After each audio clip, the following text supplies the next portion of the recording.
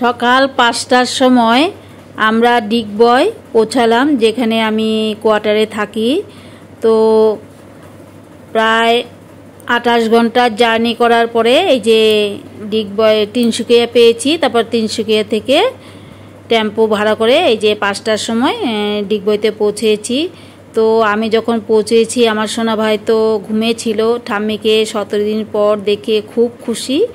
তো এরপর তোমাদের রাস্তার দৃশ্যগুলি দেখাবো। রাস্তায় কিন্তু আসার পথে প্রচুর বন্যা হয়েছে। রাস্তায় কয়েকটা জায়গায় প্রচুর পরিমাণে বন্যা হয়েছে, একদম ঘর বাড়ি ক্ষেতিগুলো জলে ডুবে গেছে। সেগুলো তোমাদেরকে শেয়ার করব। এই তো আমার সোনার খেলনা ওয়াটার গেম। এইটা ওয়াটার গেম। এই যে এইটা ওয়াটার গেম। এই যে আমার সোনার ওয়াটার গেম। আর হাতে বন্দুক নিয়েছে, বন্দুক দিয়ে খেলবে এখন। তারপরে এই যে এখানে বন্দুকের সব কিছু সরঞ্জাম। এখানে বল কোথায়? বলগুলো কোথায়? বন্দুকে বলগুলো কোথায় রেখেছ? কোথায় রেখেছো বলগুলো? হ্যাঁ, এখানে এখানে বন্দুক ছিল, তোমাকে খুলে বের করে দিয়েছি। হ্যাঁ, এটা এখানে বন্দুক ছিল। তারপরে এই যে তোমার কাকাতুয়া, এটা কে দিয়েছে? কাকাতুয়া কে দিয়েছে? মোরগ কে দিয়েছে? ইলা দিয়েছে। হ্যাঁ, চালাবো। কার্টুনের মধ্যে আম, বোনের বাড়ির থেকে আম দিয়েছে। এখন এই কার্টুন খুলবো। তোমাদের আগে আমি রাস্তা শেয়ার করেছিলাম, বলেছিলাম এখন আসামে ঢুকে গেছি। বঙ্গাগাঁও ছিল, সেই বঙ্গাগাঁওর পরের স্টপেজ হচ্ছে গুয়াহাটির কামাখ্যা স্টেশন। তো এখন আমরা কামাখ্যা স্টেশন পাবো, ওই যে পেয়ে গেছি, সামনাসামনি এসে গেছি। তো এই কামাখ্যা স্টেশনটা আমাদের ঘর থেকে কিন্তু সামনে, যেহেতু আমাদের বাড়ি হচ্ছে গুয়াহাটি। তো এখন কামাখ্যাতে নামবো না, আমরা তো ডিগবই যাব। এটা হচ্ছে কামাখ্যা স্টেশন, তারপর আসবে গুয়াহাটি স্টেশন। এই গুয়াহাটি স্টেশন ছেড়ে যাওয়ার আরও ২-৩টে স্টেশন পরেই একদম রাস্তায় প্রচুর পরিমাণে বন্যা হয়েছে। দেখলাম অনেকের অনেক ক্ষতি হয়েছে, তাই আমি ভিডিও করলাম যে তোমাদের দেখাবো যে রাস্তাঘাটে আসামে কখনো কখনো বন্যা হলে কি অবস্থা হয়। তো দেখাবো। এটাই যে কামাখ্যা স্টেশনে এখন ট্রেনটা থামবে আর কি। তো থামার পরে আবারও কিছু সময় স্টপেজ হবে, স্টপেজ হবার পরে ছেড়ে দিবে। ২-৩ মিনিট স্টপেজ আছে, বেশি সময় নেই মনে হয়। তো যাই হোক, তোমরা সাথে থেকে দেখতে থাকো, তোমাদের আজকে এই বন্যার দৃশ্যগুলি দেখাবো। আর যেহেতু সকালবেলায় পেয়ে গেছি, আমার সোনা ভাই তো একদম ১৭ দিন পরে ঠাম্মিকে দেখে অনেকই খুশি হয়েছে। ১৭ দিন দেখতে পাইনি, খালি ফোনে বলতো ঠাম্মি কবে আসবে। তো এই জন্য পৌঁছানোর দৃশ্যটা আগে দেখালাম, এখন রাস্তার বন্যা দৃশ্যগুলো দেখাবো। তোমরা সাথে থেকে দেখতে থাকো। তো কামাখ্যা স্টেশন থেকে কিন্তু অলরেডি ট্রেনটা ছেড়ে দিয়েছে। আমি কিছু কিছু করে অল্প অল্প করে শ্যুট করছি। সমস্ত কিছু তো আর ভিডিও করলে তো ভিডিও তো অনেকই বড় হয়ে যাবে। এখন এই তো দেখো গুয়াহাটি পেয়ে গেছি। গুয়াহাটি স্টেশন তো অনেকই বড় স্টেশন, কামাখ্যার থেকেও বড়। এটা ১ নম্বরে থেমেছে ট্রেনটা। তো এই তো এখানে ১০ মিনিটের মতো স্টপেজ দেবে, তারপরে আবার ট্রেনটা ছেড়ে দেবে। তাই একটু সময় গুয়াহাটি স্টেশনটাও তোমাদের সঙ্গে ভিডিও করে দেখাচ্ছি। আর এর আগে তো অনেকবারই দেখাচ্ছি, যেহেতু আমি জার্নি ভিডিও শেয়ার করছি তোমাদের সঙ্গে, তাই সব কিছু অল্প অল্প দেখাতে হচ্ছে। তোমরা দেখতে থাকো। আর আমার ভিডিওটি তোমাদের কেমন লেগেছে অবশ্যই কিন্তু কমেন্ট করে জানাবে। আর তোমরা কে কোন জায়গা থেকে আমার ভিডিওটা দেখছো সেগুলোও কিন্তু কমেন্টে জানাবে, তাহলে তো তোমাদের ধন্যবাদ জানাতে পারবো। তো গুয়াহাটি স্টেশন থেকে কিন্তু ট্রেন অলরেডি ছেড়ে দিয়েছে, দেখতেই পাচ্ছ। এই পুরো গুয়াহাটি স্টেশনটা তোমাদের সঙ্গে শেয়ার করব, ট্রেনটা যাওয়া পর্যন্ত।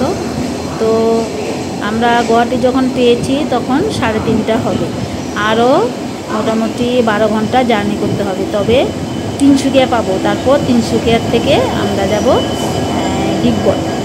তো গুয়াহাটি থেকে ছেড়ে দিয়েছে। কিছু সময় গুয়াহাটিতে ভিডিও করে নিলাম। আর সব সময় বললামই তো তোমাদের, সব কিছু তো ভিডিও করলে অনেকই বড় হয়ে যাবে, অল্প অল্প করেই শ্যুট করছি। তারপরে তোমাদের যখন দেখতে পাবে, এই যে দেখো রাস্তায় কেমন জল। এখানে তোমার কামপুর, যমুনামুখ, কামপুর, যমুনামুখ, আরেকটা আছে, আরেকটা যেন কি জায়গাটার নাম আমার এখনও মনে পড়ছে না। তো এইসব জায়গাগুলো একদম বৃষ্টিতে একদম বাড়িঘর, অনেকে যাদের ক্ষেত আছে সেগুলো কিন্তু জলে ডুবে গেছে। এর আগেও যখন আমি আরেকবার গুয়াহাটি থেকে ডিগবয় থেকে গুয়াহাটি যাচ্ছিলাম, তখনও এই জলটা দেখতে পেয়েছিলাম। একদম ট্রেন লাইনের উপরে জল চলে এসেছিলো। তো ট্রেন, তারপর তো কিছুদিন ট্রেন বন্ধও ছিল। তো এই যে জলের দৃশ্যগুলো দেখো, কত জল হয়েছে, একদম অনেকটা জল হয়েছে। যোগীযান, তোমাদের বললাম যোগীযান, কামপুর, তারপর হচ্ছে যোগীযান, কামপুর, আর একটা হচ্ছে কি বললাম মনে পড়ছে না, ভুলে যায় নামগুলো। তো যাই হোক, এইসব জায়গাগুলোতে প্রতি বছরই বৃষ্টি হলে, এক লাগারে বৃষ্টি হলে প্রতি বছরই কিন্তু জল হয়। আমাদের গুয়াহাটিতেও কিছু কিছু জায়গায় জল হয়, কিছু কিছু জায়গায় অবশ্য হয় না। আমরা যেখানে থাকি মালিগাঁও, সেখানে এখনও পর্যন্ত বন্যা পাইনি, কিন্তু গুয়াহাটির কিছু কিছু জায়গা আছে বন্যা হয়।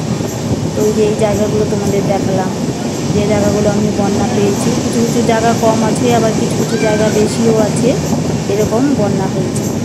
আর আমরা যখন তিনসুকিয়াতে নামলাম, তখনও প্রচুর পরিমাণে বৃষ্টি হচ্ছিল, প্রচুর পরিমাণে বৃষ্টি হচ্ছিল। বৃষ্টিতে একদম ট্রেন থেকে যখন নামছি, তখনও কিন্তু ভিজে ভিজে নামতে হয়েছে। তোমরা দেখছি সিনারিগুলো, যেহেতু আমি ভিডিওটা পরে দিচ্ছি, সেই জন্য আমি আগে থেকে তোমাদের বলতে পারছি। ভিডিওটা আগেই তো হয়ে গেছে, আমি তো এসেছি কয়েকদিন হয়ে গেল, তো আমি সময় মতো তোমাদের দিতে পারছি না টাইমের অভাবে, তাই এই যে লেট হচ্ছে। তোমরা কিছু মনে করো না, রেগুলার ভিডিও তো আমি সবসময় দিতে পারি না, জানোই। তথাপি আমি এখন একটু চেষ্টা করছি দেওয়ার জন্য। একদমই তো এর আগে 6 মাস পরে ভিডিও দিয়েছি। আমার চোখের সমস্যা আছে, এই চোখে ডক্টর দেখাতেই হায়দ্রাবাদ গিয়েছিলাম।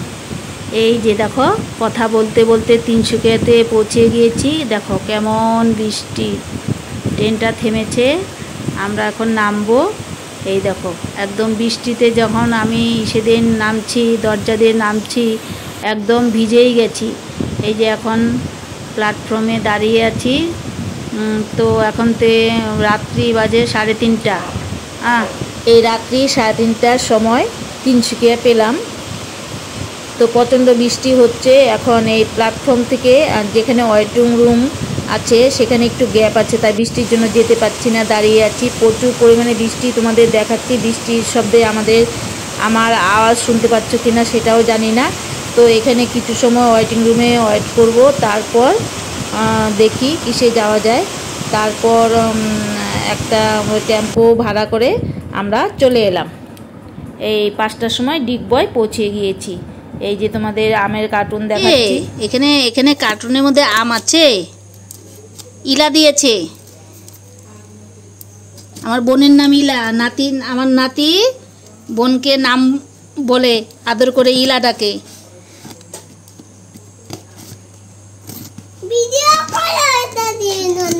হ্যাঁ হ্যাঁ,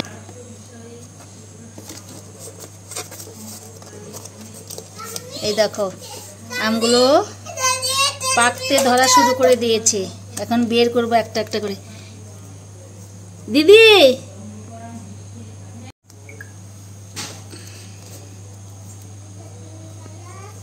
মিষ্টি দারুন আমগুলো। এই দেখো কালার এসে গেছে।